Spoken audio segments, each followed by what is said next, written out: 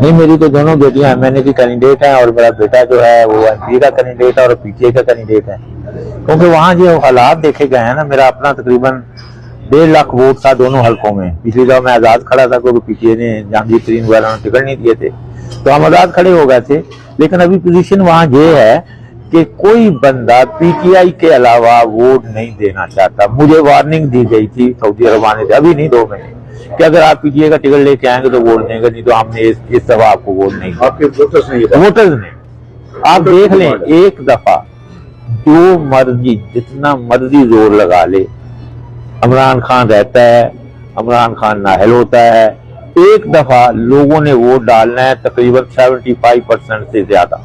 ये आप हम ओवरसीज आए ना, हमें इतना पता नहीं है, लेकिन जो हकीकत है ना, पहले तो बच्चे आप कहते हैं ना, बच्चे अभी बच्चे नहीं है, बुजुर्ग भी सब टोटल चेंज कर गए। उन्होंने आके माजरत कर लिया कि सॉरी हमें ना कहें आप, हमने वोट देना है तो पीटीआई को देना है।